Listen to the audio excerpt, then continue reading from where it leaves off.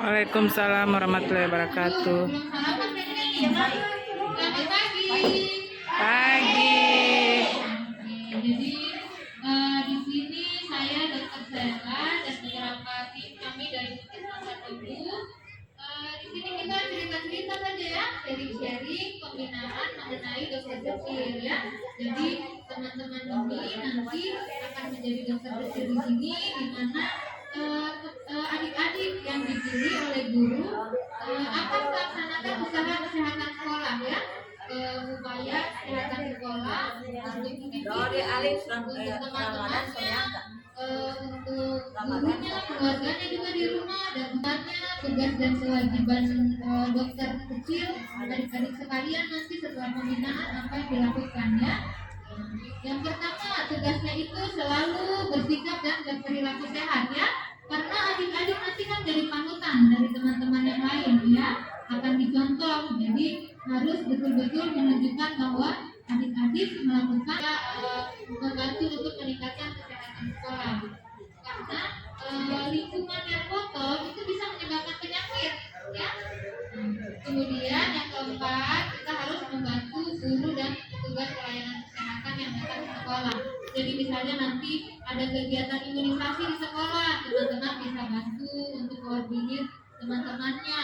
Masih ada teman-teman yang tidak mau, yang kita jelaskan ini bagus untuk kesehatan kan. Biasanya kalau dari adik-adik yang kasih tahu teman-temannya, kalau adik-adik sudah berani, yang lain ikut berani, yang lain ikut mau ya. Kemudian yang terakhir itu berperan aktif dalam kampanye kesehatan. Nah, di sini apa saja sih nanti kegiatannya adik-adik sekalian untuk dokter kecil ini? Nah, sudah dapat semua ini slide-nya? Ya. Bisa slide satu? Yang pertama, harus berperilaku hidup sehat dan bersih atau PHBS ya. Sebenarnya perilaku sehat ini banyak sekali, ada lapisan mungkin, tapi ada beberapa yang bisa kita praktekkan di sekolah ya. Misalnya contohnya yang pertama, mencuci tangan dengan air bersih dan mengalir dan harus pakai sabun ya. Jadi kenapa sih harus cuci tangan pakai air yang bersih? Karena air yang kotor kan mengandung kuman ya. Kalau kita cuci tangan pakai air yang kotor, nanti tangannya itu kena kuman. Kalau kita makan, nanti kita sakit perut jadinya. Nanti bisa diare. Harus cuci tangan di air yang mengalir, bisa di air keran, bisa di air di ember, tapi diambilnya pakai timba supaya airnya mengalir ya. Kemudian harus pakai sabun. Di sini ada yang tahu caranya cuci tangan yang baik dan benar? Oke, siapa namanya? Oke, bisa maju praktekkan di depan.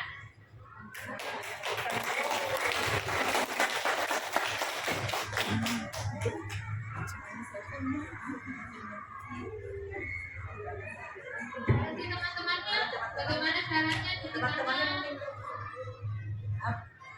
Pertama apa?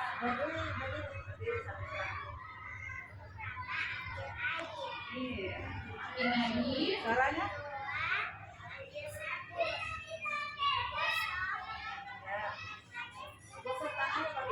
Beri gerakan.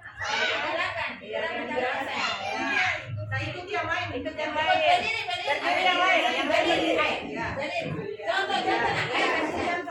Ibu gurunya duduk, Tangannya. Putar keran, ya, sabun, putar keran. Gosok.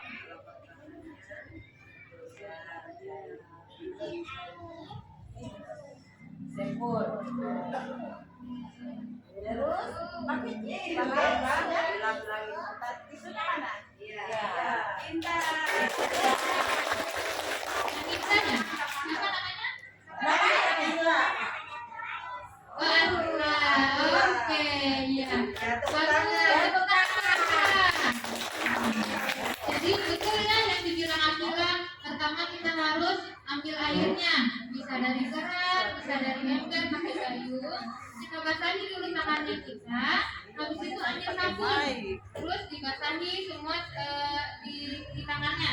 Jadi mulai dari telapaknya, begini ya, ujung tangannya, sela-sela jarinya, ujung-ujung kukunya, caranya begini.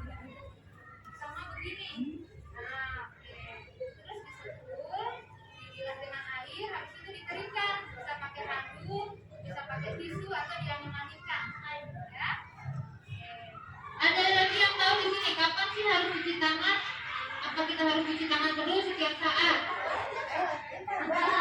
Ya? Setiap saat? Pada saat apa saja? Bintang ada. Bintang. Mana bintang? Pada saat apa saja cuci tangan? Iya. Pada saat kapan kita? Makan. Terus? Selesai makan.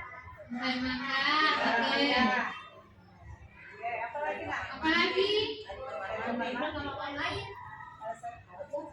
Putri, mana Putri? Bantu. Putri? Putri pada saat apa? Oh, siapa namanya? Ya, pintar. Kan besar.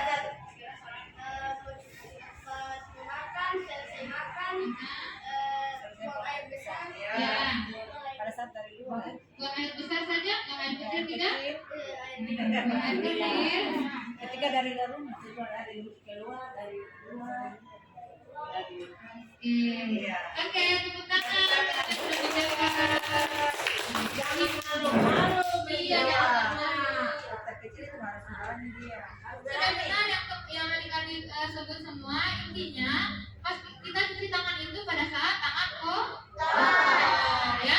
Habis pegang binatang mungkin, habis pegang uang itu kan kotor ya. Habis pegang uang, habis pegang binatang, habis bersih-bersih. Misalnya ada kerja bakti, akan cuci tangan.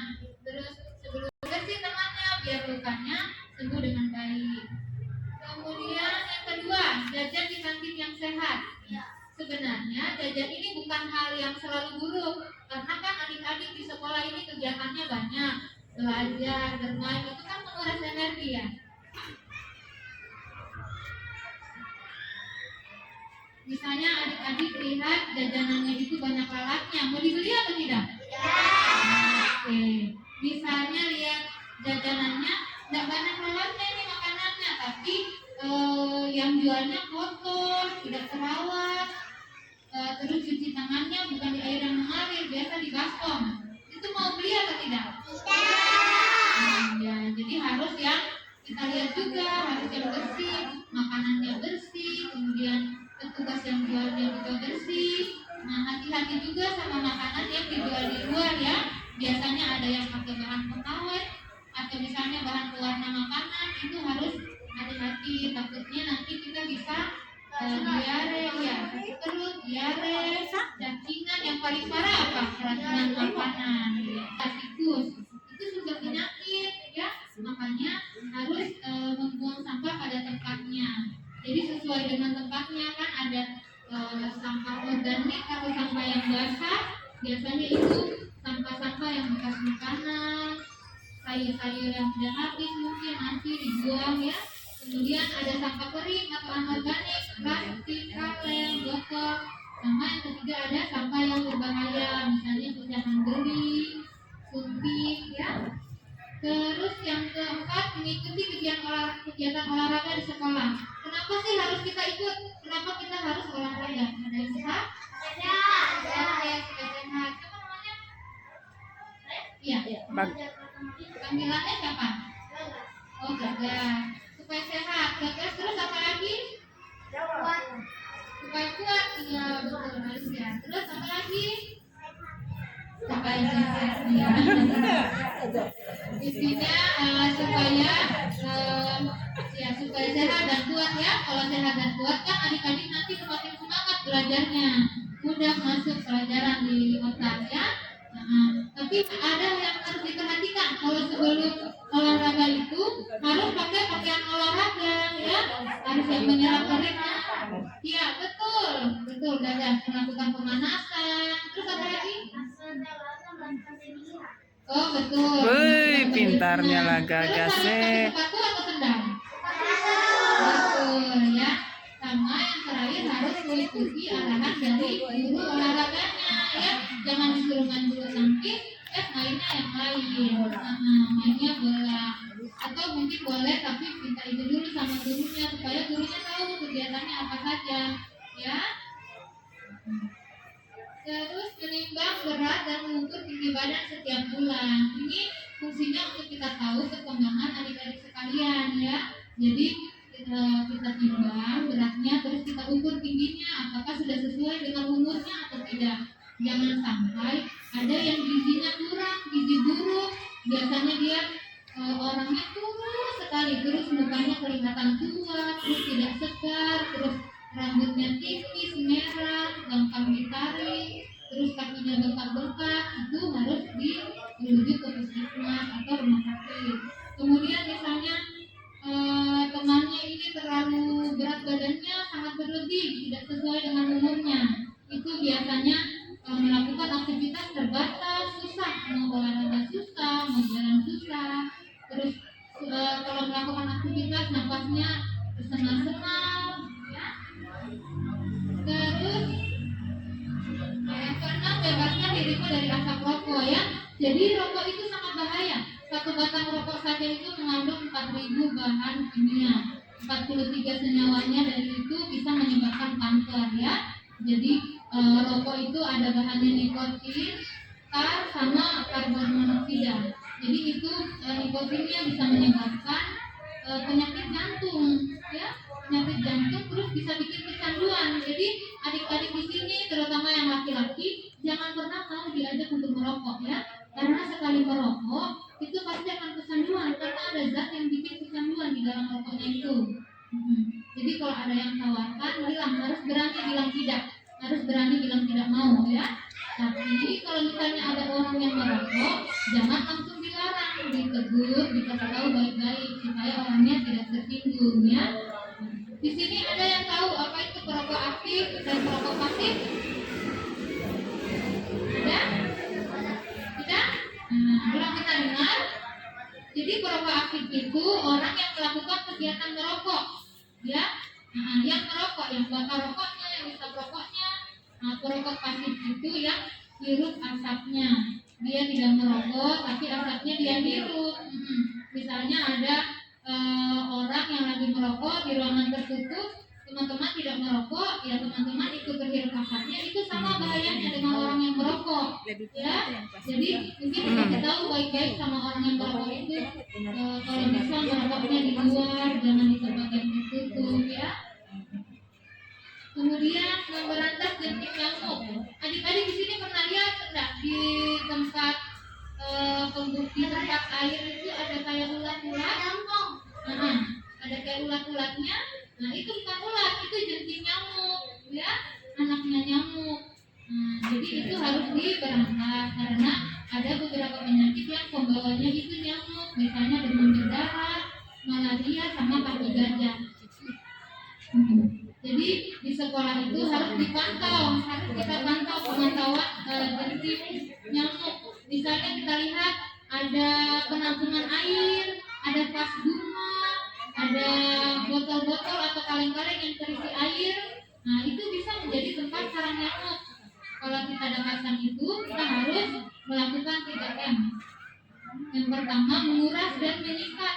Kita kuras dan sikat itu tempat airnya. Nah, sampai di dinding-dindingnya, karena nyamuknya itu bertelur di dindingnya, di dinding tempat di ember, misalnya di ember itu di dindingnya, bertelurnya di situ, terus nanti jadi jentik nyamuk, kepompong, terus nanti jadi nyamuk, ya. Jadi harus disikat juga itu dinding embernya. Kemudian yang kedua, menutup rapat biar nyamuknya tidak bertelur di tempat air tersebut. Kemudian yang ketiga, mengubur barang-barang yang kemungkinan bisa menjadi tempat penampungan air, misalnya kaleng-kaleng atau botol yang terisi air, itu dikubur atau dibuang supaya tidak bisa terisi air, ya. Terus jadi untuk jentik nyamuk ini bisa adik-adik lakukan di sekolah, ya. Misalnya ada kamar mandinya, terus kalau misalnya ada vas bunga, diganti airnya secara berkala, dilihat setiap 1 minggu sekali, ya, untuk tempat ininya, tempat penampungan air. Kemudian yang terakhir, buang air besar dan air kecil di jamban. Jadi harus perhatikan juga, di jamban itu kan kotor, ya, sarang penyakit, bisa jadi sarang penyakit, jadi harus diperhatikan kebersihannya, jangan sampai ada serangga di dalam. Kemudian harus bersih juga, habis BAB atau BAK harus disiram, ya, jangan sampai tidak disiram, harus ada ketersediaan sedia juga air, ya. Dan jangan lupa cuci tangan sebelum dan sesudahnya. Oke. Terus selanjutnya, selain perilaku hidup sehat dan bersih, ada juga pencegahan penyakit menular dan tidak menular sebenarnya. Tapi karena sekarang kita ada pandemi COVID lebih urgen, jadi kakak jelaskan mengenai pencegahan penyakit menular. Di sini ada yang tahu caranya bersin sama batuk itu bagaimana sih caranya benar? Oke, betul, pakai masker, betul. Gitu tuh, pakai tangan, terus apa lagi? Ya.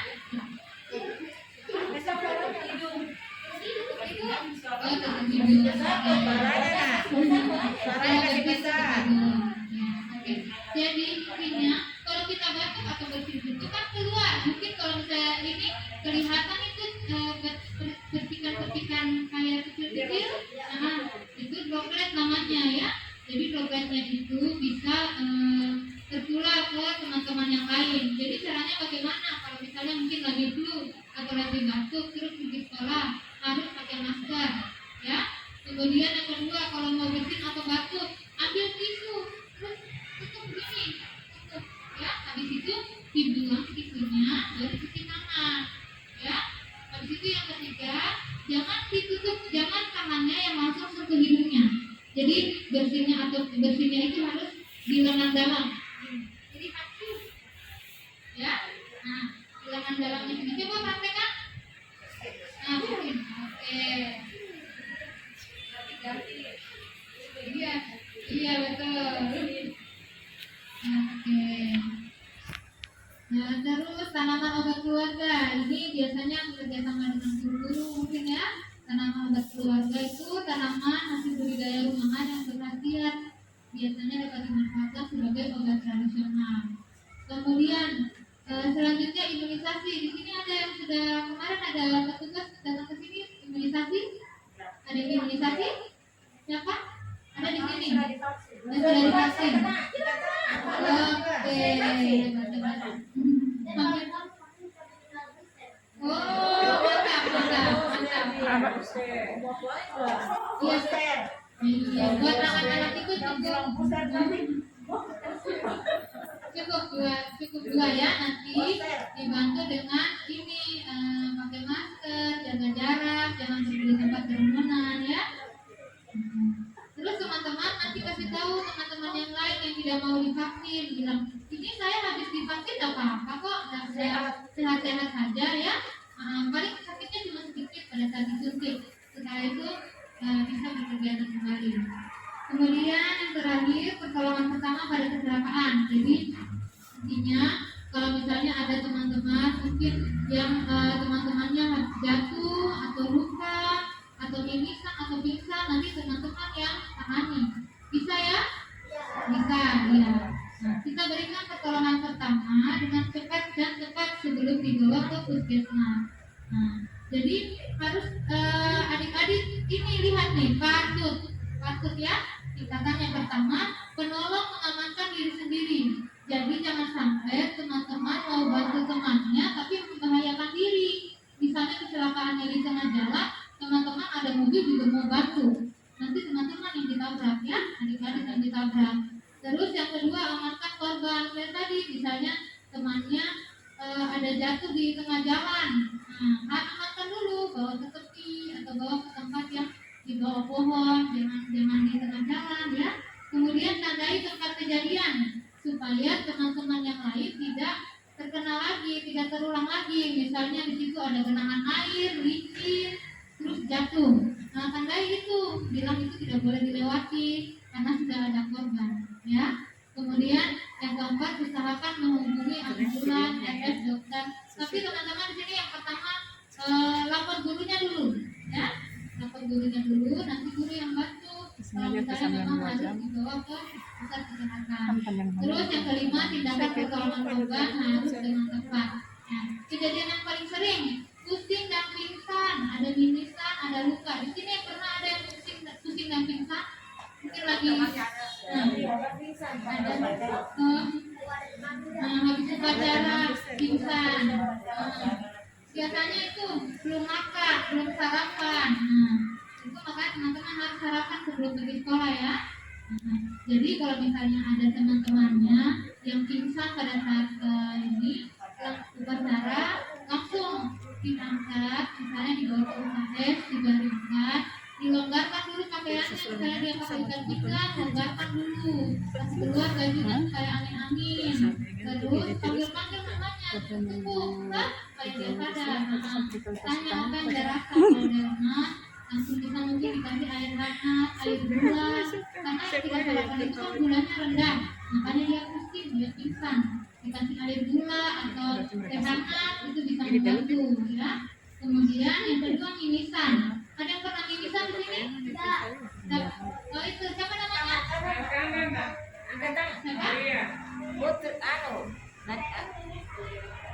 Putri. Putri namanya?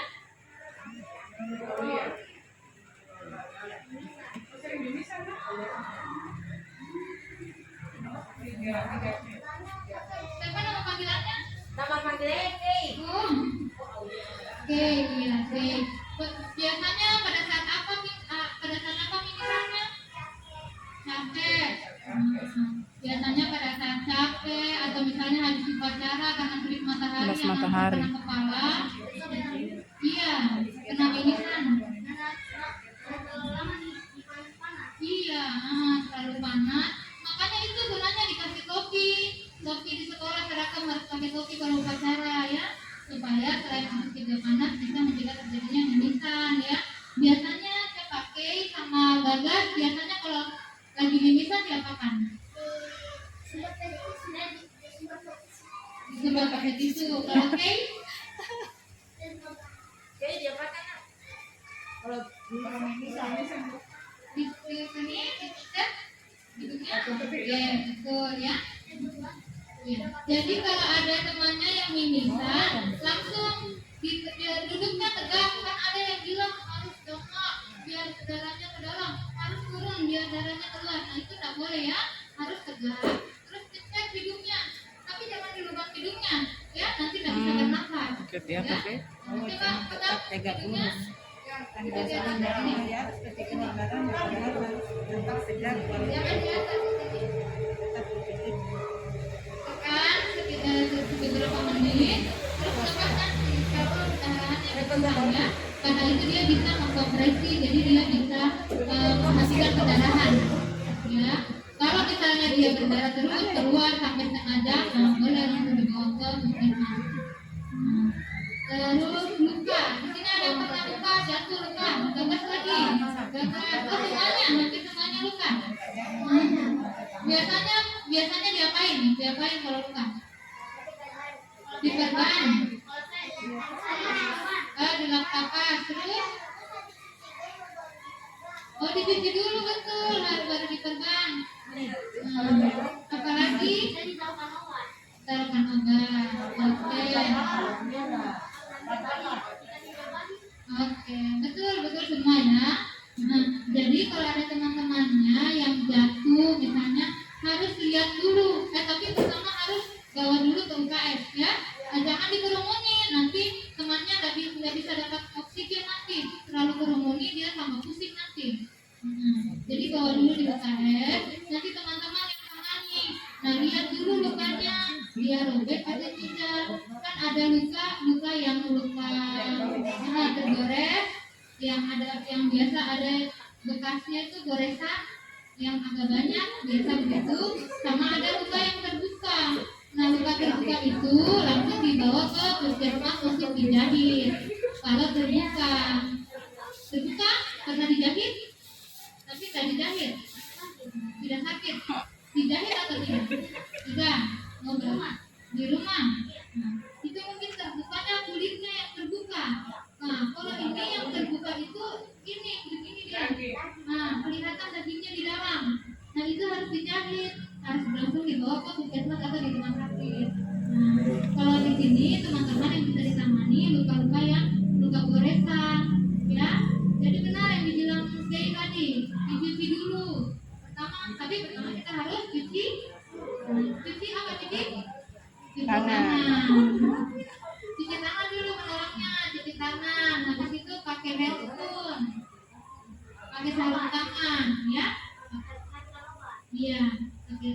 enggak, tapi sebelumnya dipakai sarung tangan dulu. Nah, sarung tangan kasih kering, terus pakai sarung tangan, terus cuci lukanya. Ini dibilas pakai ini. Ya, Erythroid namanya NaCl. Ya, ini bisa juga untuk membersihkan luka. Ya, atau pakai ini betadine. Nah, obat merah atau bisa dicampur. Ya, iya boleh dicampur sama ini, dicampur. Tapi jangan langsung satu botol ini langsung dicampur. Nanti ada mangkok-mangkok yang bersih, dituang di situ dua-duanya, baru dikasih bersih. Mungkin dialiri dulu pertama lukanya, dialiri dulu, habis itu ambil kasanya, ada kasa di sini, baru nanti dibasahi kasanya, baru bersihkan lukanya. Kalau ada yang keluar darah sedikit ditekan, nggak apa-apa temannya kesakitan, nggak apa-apa, suruh tahan saja supaya untuk cegah pendarahannya ya. Nah, ditekan, terus cara bersihinnya bagaimana? Dari dalam keluar, jangan dari luar ke dalam. Jadi dari lukanya terus keluar. Kalau dari luar ke dalam, nanti debu-debunya, kotoran-kotorannya masuk ke dalam luka nanti. Ya, jadi harus dari dalam keluar. Habis itu dikeringkan lagi pakai kasa. Kalau luka gores tidak usah ditutup. Tapi kalau kulitnya terbuka kayak kata Gagas tadi, baru ditutup ya. Ditutup pakai kasa sama diplaster. Oke, mungkin kita langsung praktek saja supaya lebih jelas ya. Oke.